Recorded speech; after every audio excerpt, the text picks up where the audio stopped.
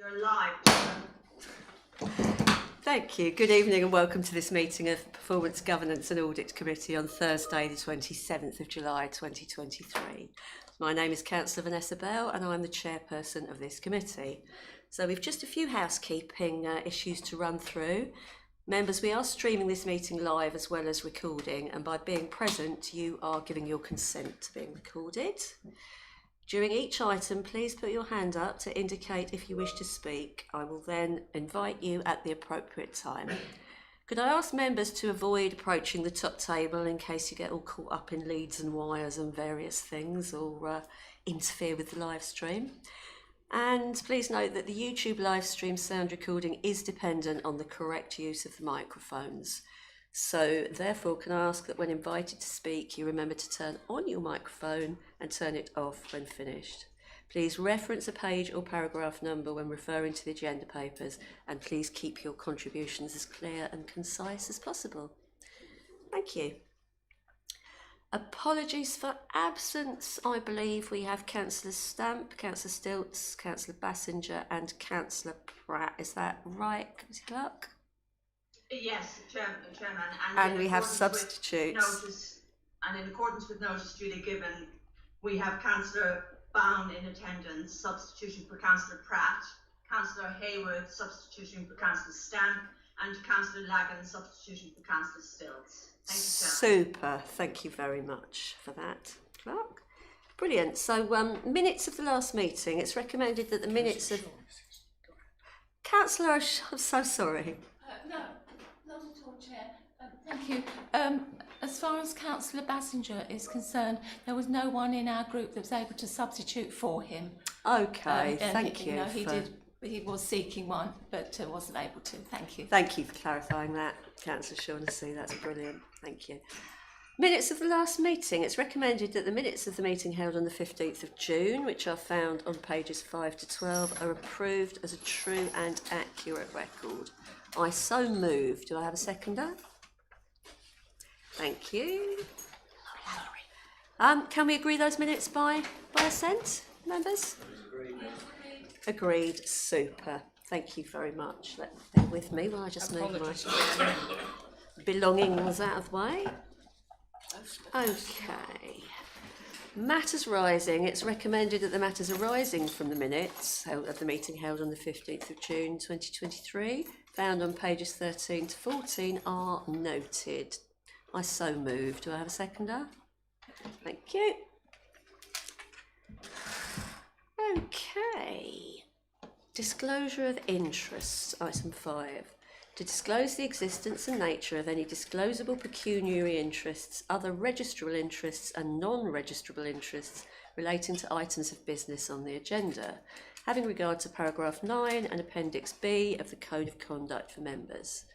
Members, any disclosable interests? No? Super, thank you. I must remind members that should any interests arise throughout the meeting, you would need to let us know. So, I believe item 6 that we don't have any public participation this evening. I've not been advised of any. So we can move on to agenda item 7, external audit report, which you can find on pages 15 to 18. And I'm going to hand over to Ms. Lucas to present that. Thank you. Thank you, Chair. I'd just like to draw members' attention to the fact that we've got Paul Hewitson from Deloitte, who's our associate partner who delivers our audits on the line. So I might hand over to him in a minute if he's got anything else he wishes to add. So I'd just like to draw members' attention to the fact that there was a previous report that was very similar in nature to this that came to the committee in January. And a lot of the information provided within the report is a kind of repetition of some of that information, because in some respects the situation hasn't moved on massively. So I haven't kind of sought to replicate everything that was in that previous report, but I'm obviously aware there are new members who weren't on this committee at that point in time. But yeah, if you want some further detail, you can refer back to that previous report as well. So in summary, I think the sort of position in the report should be reasonably self-explanatory. So I'm not going to sort of take you through it all in detail, but the council has published its unaudited accounts for the past 3 years, which are 2021, 21-22 and 22-23 by the deadline.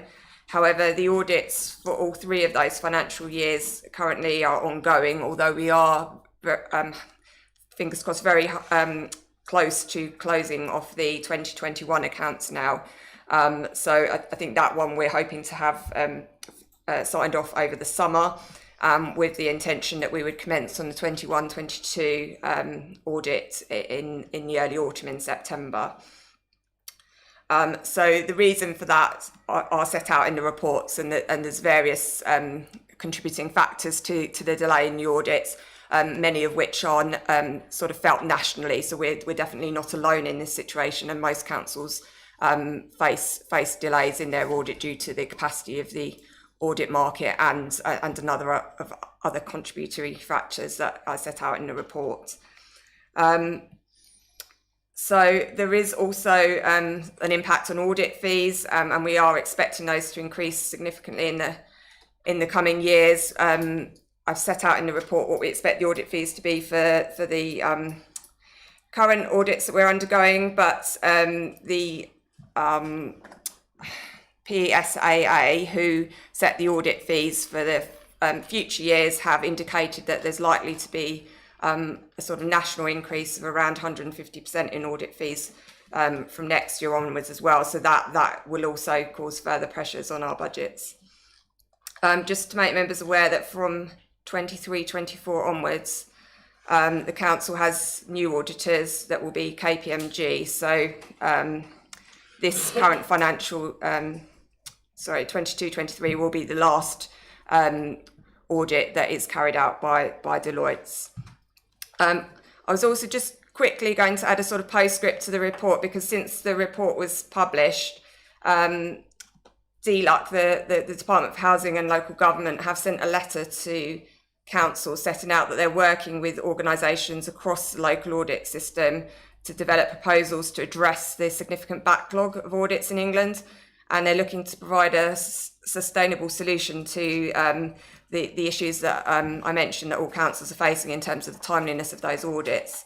So they're planning to consult on that over the autumn, and they're hoping to come up with some proposals to implement in time for December. So obviously that won't impact on the immediate workload that we've got in terms of the 2021 and 21-22 audits. And we will have to wait the outcome of that consultation to see if there is any sort of national solution to clearing some of this audit backlog so that we can move forward into the future years. So I think that's probably all I was going to say. I don't know if Paul, did you want to add anything to that? Oh no, sorry. Hold on. That was fairly comprehensive. Just to echo your points that we are very close to concluding the 2021 financial statement audit, and we have a plan to move on to the 21-22 audit in very quick succession as soon as we can get that finished, and we are ironing out the last few items on the 2021 audit currently. Super, thank you very much for that. So the recommendation, which you can find on page 15, is that members consider the report. So I so move. Do I have a seconder? Thank you, Councillor Thompson. I will now invite members to make any comments on the report. Members, Councillor Lagan. Thank you, Chair. It's a couple of points and a couple of questions, really. One is that I understand a meeting took place with Mr. Leslie, with Councillor Stamps and Councillor Fleming and Deloitte. It was back in January, and they said it would be completed by March, the audit. So is there more of an explanation that the council can have about the unexpected challenges, which I know you've highlighted a lot, with the markets and the failures of Carillion and Patisserie Valerie, etc. But really, what are the unexpected challenges that have contributed to this delay after the conversations that were held on the first part of this year? So that's a question. And the second one is a point. On page 16, 4.3, just bear with me a second. It talks about there will be several material adjustments that will be made. What are they? Yeah. Please. Are you happy to answer those? I've got a couple more, but I just don't want to bombard you with loads. Well, we'll start with those if you're happy to answer those. Or Yeah, thank you. To defer to Paul. Sorry, I can't see your surname. Hewitson. Yeah. Hewitson. Mr. Hewitson. I'll pick those up, and then Paul again might want to add something to the comments. Yeah, so obviously I only started relatively recently, so I can't comment necessarily on conversations that I had prior to my arrival, but I obviously understand that the best intentions in January were to complete the audit as quickly as possible at that point. I understand that there have been sort of a number of sort of issues and adjustments that have been made over the course of the last 6 months in terms of that set of accounts, and I think it has been an iterative process in terms of the council working on some of those items and then the audit feedback, and I think it's just taken longer than originally anticipated at that point. I don't know if, Paul, you want to say anything specifically around that point, because obviously I don't have the full history. Yeah, I mean, you summed it up well, that, we did have an aspiration to get it done in March, but some of the information that we were waiting for has proved very difficult to obtain, particularly around the gross internal areas of some of your assets, which we need to conclude the valuations work. But also, as your Director of Finance said, there is an iterative process to it. So once we got into the guts of trying to close down pieces of the work, we discovered that there were further problems, particularly with the comparative period, which has required the finance team to do some extensive digging to identify why the comparative period didn't appear to work, and then to prepare some corrections, which we then need to take through in consultation. So the amount of work that we need to do has expanded, right, and there's been difficulty in obtaining some of the information which has been lost in the midst of time within the council, particularly on asset valuations and where assets are and what assets are and how valuations tie back to the original assets. So it isn't that we've just sat on our hands and not done anything. We've been working the problem steadily since about 18 months now, but we are in the final lap. We've got most of the information we need. There are one or two last bits that we need. I understand that that's being chased down currently, and we'll continue to work constructively with the finance team to try and get this one finalised as quickly as possible. Yeah. Did you want to come back to the extent of the adjustments, or do you want me to talk about that as well? Well, I was just going to refer members to the previous report that I mentioned, which was taken in January, and at paragraph 4.3 of that, it does set out all the adjustments at that point that were highlighted. I can just run members sort of through the headlines of that, but and I can sort of send around that link after the meeting, so you can have another look if you like. But the major one was around the COVID grants. So obviously that's a kind of exceptional item that the council hasn't had to deal with before, in terms of the grants that were paid out to businesses, and that was £28 million. So obviously that was a very material amount. And the way the council had treated that originally was that expenditure was coming through our own income and expenditure statement. But because the council essentially is just acting as an agent to pass those monies on to from government, they shouldn't have actually been included in the figures, so they had to be reversed out. And obviously that was a material adjustment that had to be made to the accounts. There's a couple of other ones which are reasonably material in nature. So depreciation, there was a kind of historic issue whereby some revaluations were understated and they had to be corrected going back a number of years. And that had a material impact again on some of the accounts. So that was around 1.9 million. So that, again, that had to be adjusted in the accounts. And the third one I just draw attention to is a pension valuation. And that wasn't necessarily an issue with the council, but the draft valuation figures were used in the accounts. And once we had the final valuation figures, there was a sort of material adjustment that was required. and that didn't have an impact on our bottom line, but it did need to be sort of corrected within the accounts once we had those final numbers. There are a few others, but I won't take you through them because they are available. Yeah, but just to give you an idea of the sort of some of the nature of the things. Is there anything else you wanted to add on that, Paul? Thank you both. Paul? No, you probably hit all the ones that I would have mentioned. The only ones I would add are the more recent ones with the restatement of the prior CIS and cash flow statement to correct the emissions from the prior year numbers. But yeah, other than that, you hit the highlights.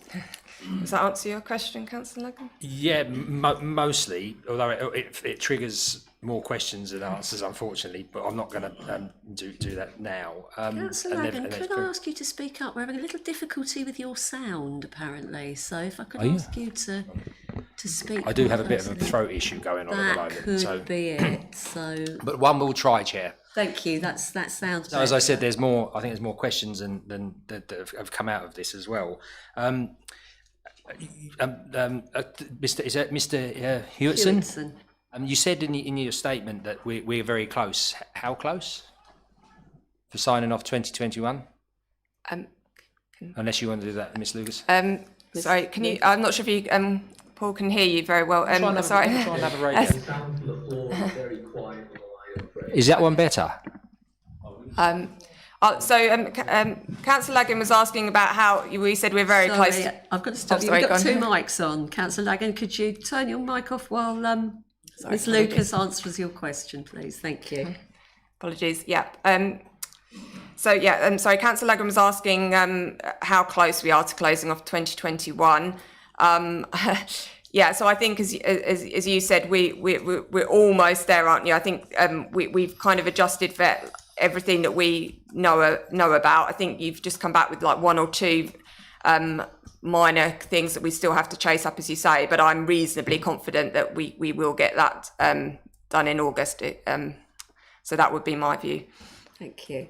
Thank you very much. Thank you. Any more questions, members?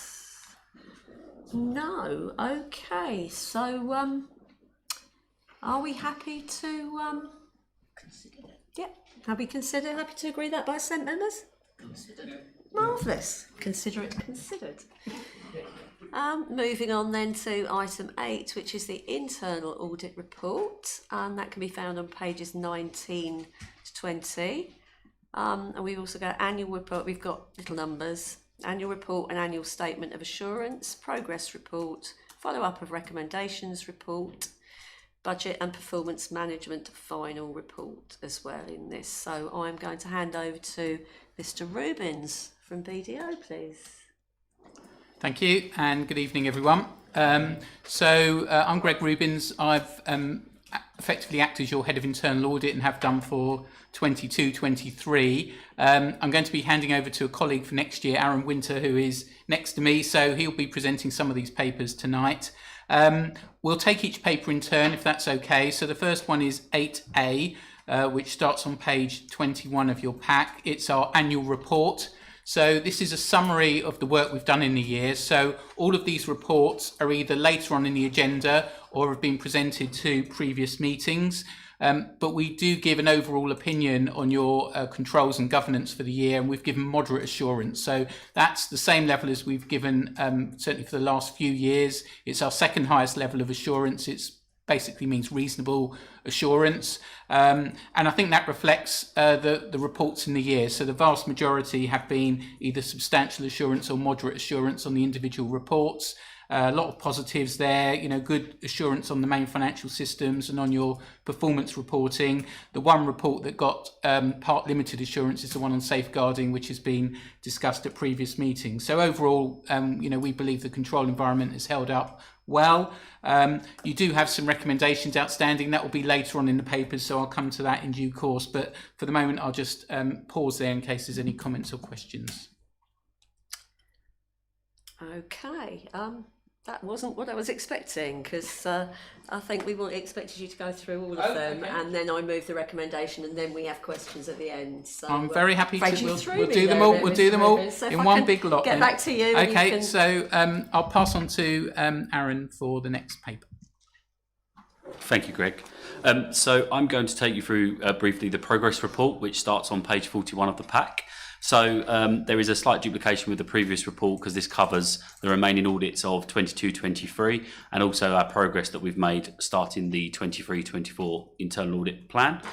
In summary, for 22-23, there's 3 final reports that are later on in our pack, which have all received either substantial or moderate assurance opinions for both the design and operational effectiveness of the controls. The final review we have for 22-23 is the cyber report. That is currently in draft phase.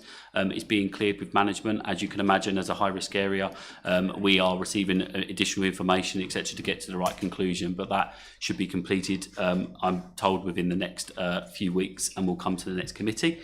And we will take that into account in our annual opinion for 23-24. For 23-24, good progress is being made by the team and good engagement with the council and officers to deliver the plan. You'll see there we've got one final report that we're bringing later on in our pack relating to the HMRC employment status review. There are 3 reviews that are now in fieldwork, being the licensing, sickness and absence management, and the Section 106 review has kicked off as well. We've also got the EDI report. That's the Equality, Diversity and Inclusion report that's now been in draft. It's been issued to management this week. And again, we expect that to be wrapped up and completed and reported to the next committee. And then finally, the only other review there we've got in progress is the fraud review, which our counter-fraud and forensics team are taking forward and scoping at the moment. And there we will profile the remainder of the work across the remaining quarters. That was all I was going to say about that report. Thank you. So it's back to me Back to for you, Mr. Rubin. 8C. So this is the follow-up of previous recommendations. So I would say a sort of mixed picture. I'm pleased to say we have been able to sign off 7 of the outstanding recommendations, and that includes one of the flood management recommendations. 2 of the flood management recommendations that have been overdue for some time. So that's good news. But there are still a number outstanding, in particular a number relating to safeguarding, which I know has been a matter of concern for the committee. I will say, if you look at the detail, the council are taking action, things are progressing. So particularly in terms of volunteers, the database is being set up and volunteers are being contacted. So work is ongoing, which obviously is encouraging, but we're not at a position yet where we can sign those off. And we also had some recommendations where we didn't receive responses from management, so that's a bit disappointing. I would say overall, probably we need to continue to work with management to make sure timetables are realistic when we produce reports, because once a timetable's been agreed, we would normally expect that to be met. So we need to ensure that happens going forwards. That would be my main comment on that. And if you're happy for me to proceed, I will go on to 8D, which is the Budget and Performance Management Report on page 65. So this was given moderate assurance for the design and effectiveness of the controls. On the whole, I think good arrangements in place, a lot of focus around budget management, regular reviews. This committee is also involved in terms of the budget position. So I think a lot of good practice there. The main finding we had was really about making sure that budgets and service plans are properly aligned. So obviously it's important that when you've got your service plan, that is affordable, it links in with the budget, and vice versa, that your budgets do reflect the service priorities. So again, work is ongoing to make sure that happens going forwards, but that was our main finding on that one. And if I then move on to 8E, which is page 77, that's the main financial systems report.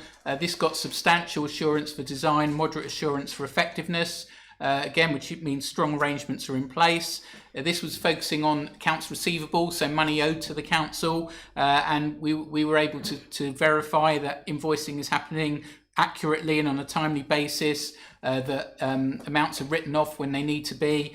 The only issue there was really around making sure debts are chased on a timely basis and that all the reminders that you're supposed to send out are sent out on time. So that was a control recommendation. Having said that, if you actually look at the numbers, the council has brought down its aged debt by quite a large amount. It's about half of what it used to be. So clearly something is working there, but it could always get better. And part of the purpose of these reports is to identify best practice going forwards.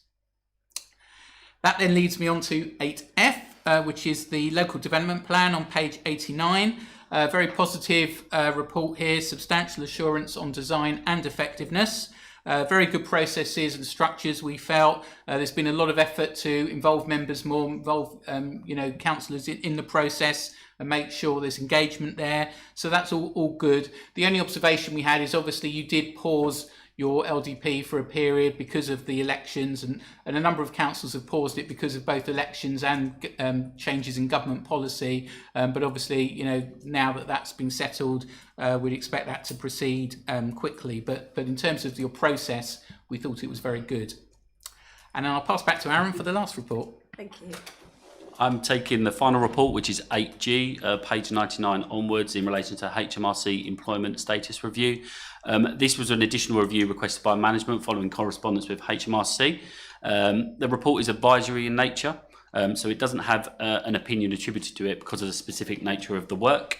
However, it was a really useful exercise. It's outlined the positive culture around how the council manage off-payroll arrangements. The key finding, though, is that there was a slight misinterpretation of that and over-declaration of the number of workers who were applicable under that.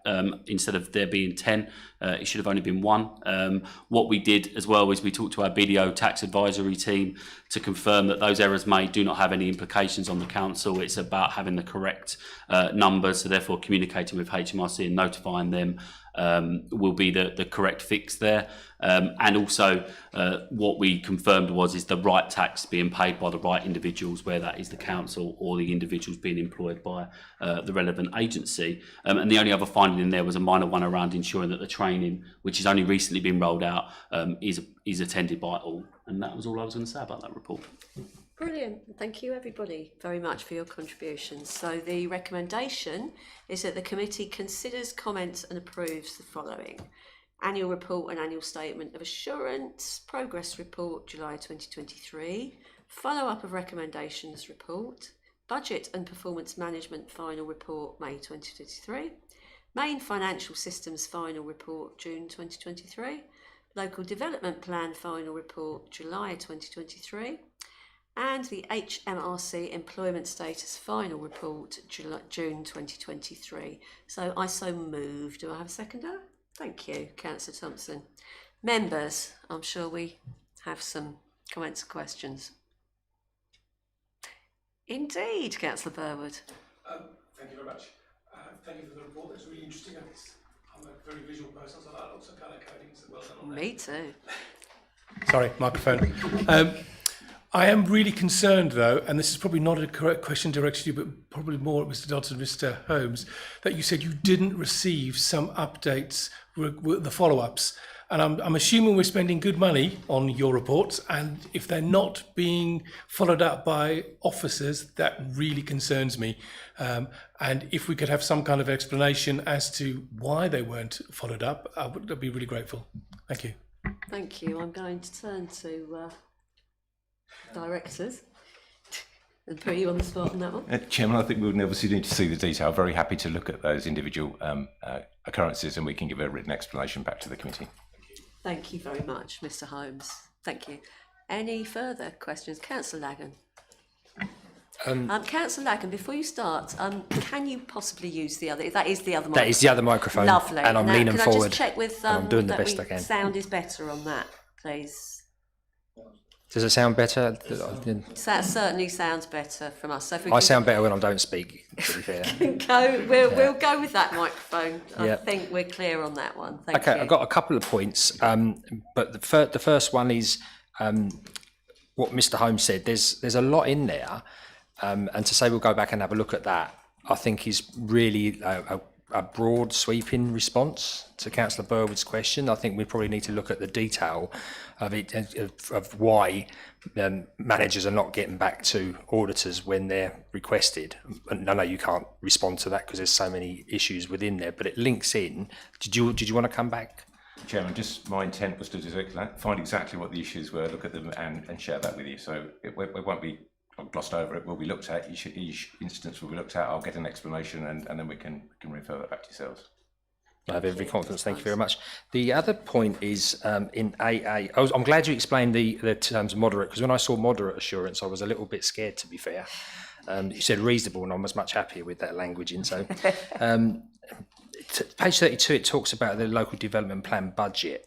You know, do we know what that budget is, what's been spent, what's remaining? I know the total sum, but do we know where that was?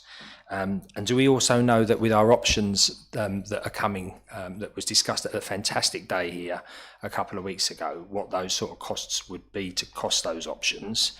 And thirdly, just for the auditor's response, it was not just members that paused the LDP. You know, we all had different issues to pause the LDP, and I for one am incredibly grateful that we're steaming on with a great team to get that actually resolved. So there's that point. Because we took a morning one, I've got 3 points, so I won't be very long. Page 59, we talked about the management of property, and there's some targets there, and it was mentioned about asset management earlier on, is something that was of a degree of concern. But we've got actions in there from August the 30th, 2022 to the 1st of October, which are aspirational targets. So 14 months. There were people in posts, I know that. So we really want to look at how long and how accountable some people are with regard to closing out those actions, because as the auditors quite rightly said, I feel that if there is an action, it needs to be addressed, or there needs to be a part action plan to say what's been achieved, what hasn't been achieved, and what those concerns actually are. They are page 60 and 61, management of property. Again, I think asset has always worried me, the commercial strategy has always worried me, but when you see evidence that things are being pushed out and some of the deterioration of assets. I know we're looking at the key and the central area master plan and the prom management plan, which is great, but some of the assets down there are deteriorating.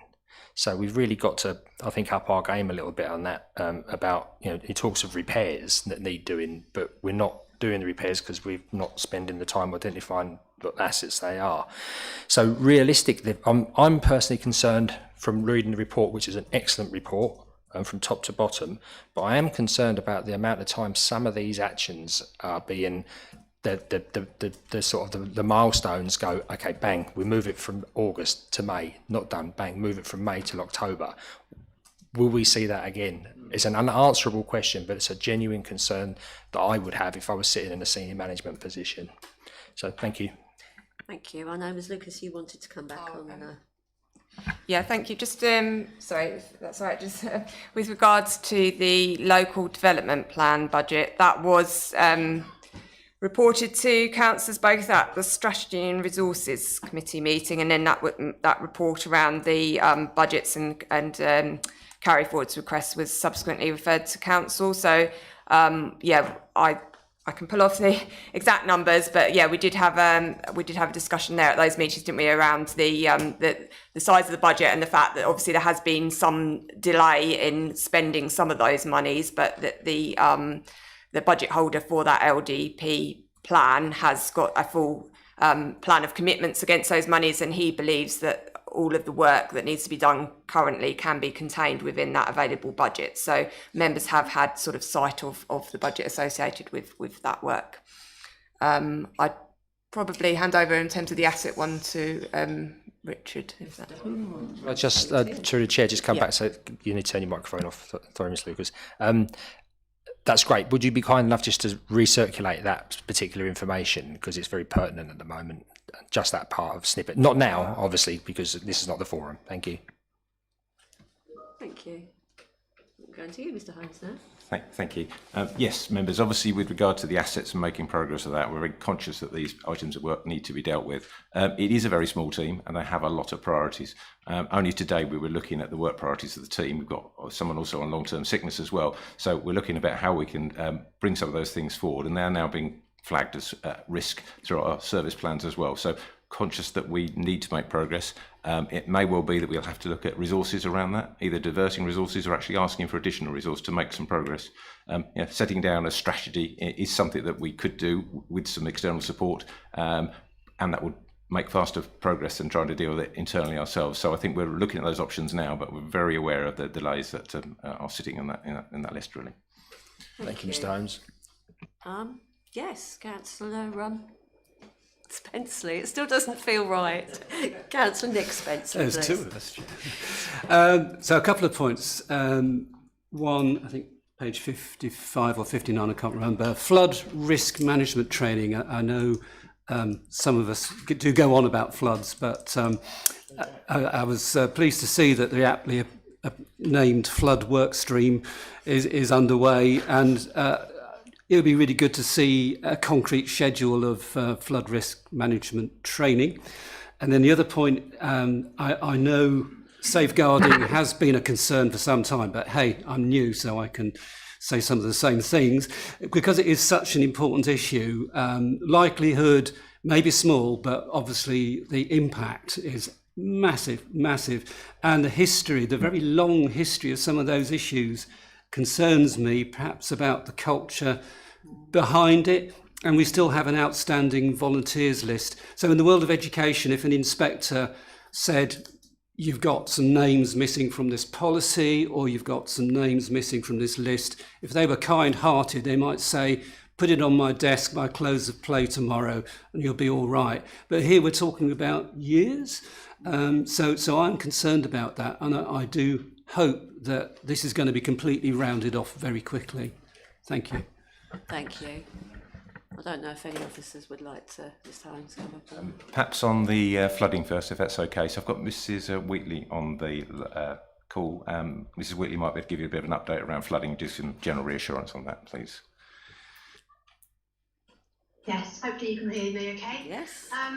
So the operational group is meeting mid-August, and we'll be reviewing the action plan, which has been sent to all group members in update of in advance of the meeting. The group consists of partners including Essex County Council, Hindley and Water, the Environment Agency and NDC officers, and this ops group reports to the Maldon Flood and Coastal Group, who are meeting in September, so they will be receiving an update then. There are some areas of concern. We've got Linebrook, where we've requested a position statement from the Environment Agency in relation to this watercourse, and also Holloway Road, where we've requested detail from the Environment Agency regarding any modelling of the watercourse, as well as clarity on the position regarding the deposit of green waste on the bankside. We're also aware of the North Haybridge Flood Alleviation Scheme. A business case is currently being prepared by Graham Robson at the Environment Agency to access additional funding. External contributions will be required by partners should the scheme go to delivery, and we as an authority have committed funding towards that.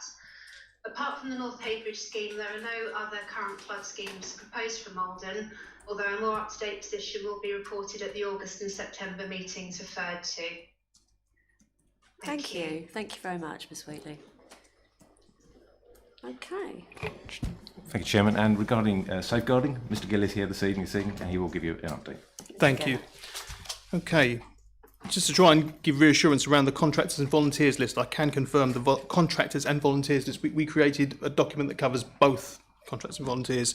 That's been completed, and there was some excellent support that I received and advice from the procurement officer. We've now got this list, and I've worked with departmental officers to populate that list. So that bit's done, and now I'm working through that list, contacting contractors, volunteers, just to check their safeguarding compliance, update the spreadsheet, and for me this work now will become business as usual, and that list has been today though, but that list has been updated and uploaded to the performance website, so that should be on there. Thank you. Chairman. Thank you.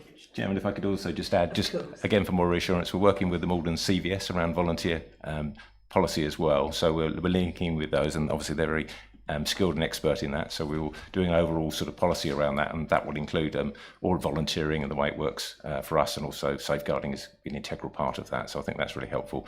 And across departments as well, of the other officers obviously deal with the public, and so we're making sure it's rolled out right across the council as well. Thank you very much, Mr Holmes. Councillor Burwood. I'll turn the microphone this time.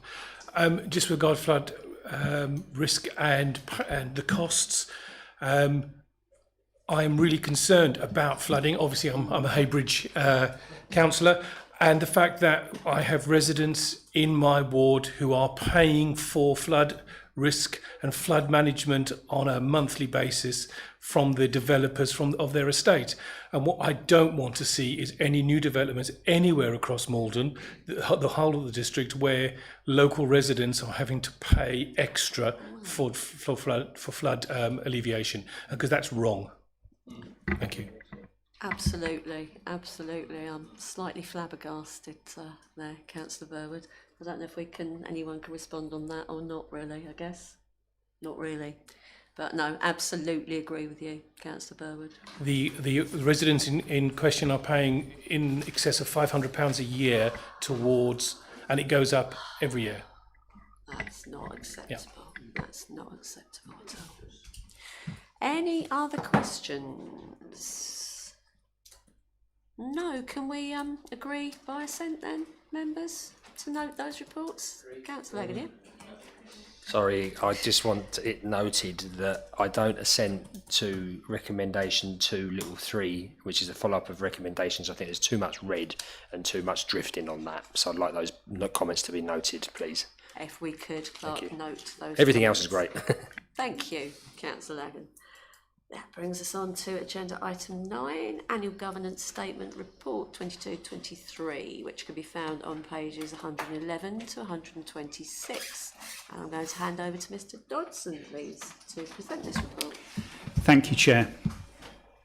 The Annual Governance Statement structure follows our 2021 template, which was updated at that point to reflect the SIPFA best practice advice, and it's provided as an appendix to the report. It's provided as a separate item to the statement of accounts to highlight the importance of governance and our analysis of our governance arrangements over the 22-23 financial year. The report comments on Maldon District Council's position against the 7 principles of good governance as identified by SIPFA and Solace in 2016. On the first page of the appendix, at page 113 of your report packs, we also highlight the achievements of the 2022-23 financial year in terms of our governance arrangements. Overall, we perform well against the criteria for good governance, which is also highlighted within the internal audit statement from BDO on page 114 of your pack. There are some comments in the report on areas of challenge, and we've also identified an action plan to build on this and address those challenges in the coming financial year, as set out on page 115 and 116 of the report pack. The covering report provided recommends that Performance Governance and Audit Committee approve the draft annual governance statement, and that this is appended to the statement of accounts, and that the committee agree to monitor the actions as set out. Thank you, Chair. Thank you very much, Mr Dodson. So, as Mr Dodson said, the recommendation is to approve the annual governance statement in Appendix A, and that this is appended to the statement of accounts, and that Performance Governance and Audit Committee monitor the progress of the action plan, and that a quarterly report of annual governance actions is provided for Performance Governance and Audit Committee review. I so move. Do I have a seconder? Thank you, Councillor Thompson. Members, any comments? Yes, Councillor Spencer. Thank you, Chair. Couple of comments. One is that the action plan on 115, 116 isn't really populated beyond the broad objectives on the left-hand side. So in my mind, it's very much a work in progress. There's no smart targets there. So I hope we will see those developed promptly. The other thing is page 119. In another committee, we had an update of several policies to do with fraud, bribery, etc. And I mentioned at the time whistleblowing policy and when was it last reviewed. And people weren't sure in that meeting, but it looks here as if the whistleblowing policy was last reviewed January 2018. So it's 5 years old, which seems quite a long time, because I think a lot of policies in a lot of bodies will go through a 3-yearly review cycle. And with that cycle, there is a refreshing for staff of the importance and significance of those policies. And whistleblowing is extremely relevant to transparency and the reputation of the council. It's a vital kind of buttress in keeping us safe in the public eye. So I'd like to ask when that's up for review, and will staff be refreshed in that policy? Thank you. Pertinent questions, Councillor Spenceley. Thank you. Mr Dodson, can you? I don't have the exact date of the review, but certainly, if not on a 3-year cycle, it should definitely be on a 5-year cycle, which would mean it should be reviewed this year, which I'll go away and look at following on from this meeting. Thank you. Good. Thank you very much, Mr Dodson. No, I echo Councillor Spenceley, the importance of having been a whistleblower in my time, the importance of getting that right. Any more questions? Councillor Lagan, I'm sure you have some. This will surprise you, Chair. It's actually just to point out a slight typo. And it's on page 119, and it's just underneath the Maldon District Council committee structure. And it says, no investigations, conduct complaints of district parish councils are considered in the committee in the financial year 2223. Slightly, it's caused some kind of breach in the space-time continuum there. Space 1999 comes to mind, doesn't it? Really? Yeah. So if we can amend that in the report, please. Thank you for pointing that out, Councillor Lagan. Extremely diligent. Any other questions or points members want to make? No, fantastic. Well, thank you very much, Mr Dodson, for that report. So, can we agree that by assent, members? Marvellous. Thank you very much. Moving forward then on to item 10, which is the infrastructure funding statement and the section 106 6-monthly update, something that I'm sure we all look forward to. And that's on pages 127 and 142. And I was going to defer to Mr Dodson, but I see Ms. Hello? You've got Miss. Yes, hello, and please can I hand over to you to present this? Thank you. Right, the infrastructure funding statement is the yearly statement that we have to publish on our website by December of each year. We try and publish it now as soon as the end of the financial year has passed, so as quickly as we can. Been a bit of a delay this year because of the elections. So what it does is it sets out the position of last year's Section 106 agreements, basically, how much money we've had in, how much money's gone out, and in general how much money we have. So last year was quite good actually. Funds coming into the council was about 1.1 million. Funds going out was 460k. So we had money in for affordable housing, 64,000. We had 621,000 in for youth facilities, because that was mainly from strategic site 2A, the Taylor Wimpey site. £850 for monitoring and 423,000 for health. That's once again, that's from Taylor Wimpey, so that's health services in Maldon and Haybridge. So now we have a really nice pot for youth facilities, and part of the work now for the council is to set up a project group to deliver that funding spend. That's nearly all of the money now in for youth facilities, all bar 34,000. Great. So money out, money spent. We've spent 416,000 approximately. Some of it's gone on affordable housing, the pre-planning for the planning application that's going in on the land in Haybridge. some of it's gone on valuations for buying a property for affordable housing.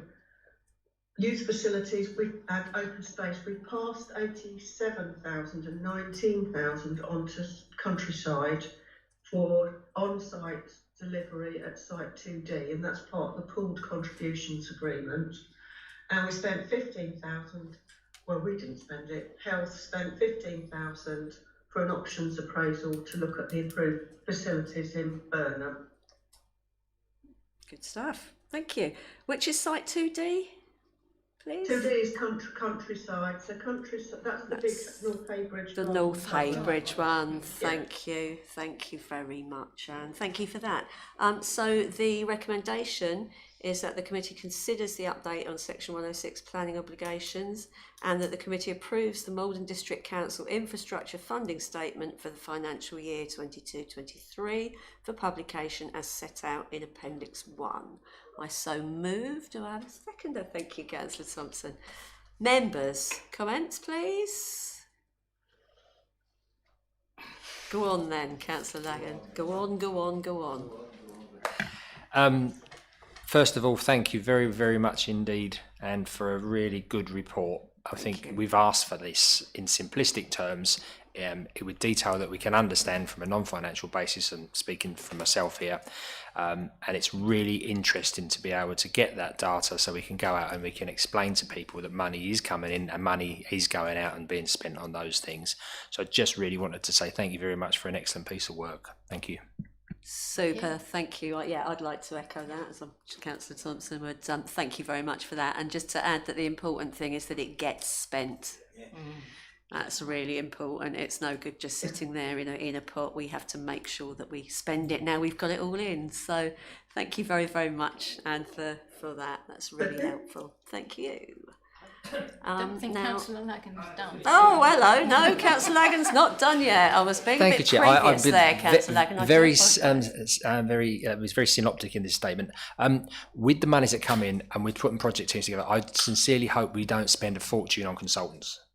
I think if we can use the talent pool, member input, whatever we can to make sure that the pennies are spent in the right places without going outside. We're obviously going to need some expertise because we need it. But I really think we've got some expertise inside as well. And I'm sure Mr. Holmes and Mr. Dodson and Naomi will consider that greatly. Thank you. Thank you. I'm sure you will, Mr. Holmes and Mr. Dodson. Thank you. Any further points or questions? Thank you, members. So can we agree that by assent, please? Yep, super. Thank you very much. So this brings us on to item 11, which was deferred from the last meeting, which is appointment of representatives to outside bodies, and it's to appoint to the vacancy on the Maldon Museum in the Park Liaison Committee. Minute 98 refers, now I know Councillor Shaughnessy, you took on one of the positions. Do we have any other committee members that are willing to take on the... You're almost sitting like you do at school when you've got both your hands as far down as possible because nobody wants to do this. Members, in light of that, I will take this role on. So if nobody objects to that, thank you. No, I will take on the second role. So I look forward to working with you, Councillor Shaughnessy, and the museum. Okay, then nothing, we're there. So that brings us on to, I'm going to have to ask Mr. Actually, I'm going to ask you, Councillor Thompson, if you would bang my gavel for me. Because, I therefore close this meeting at 8:22. No urgent business, no. Thank you very much, members.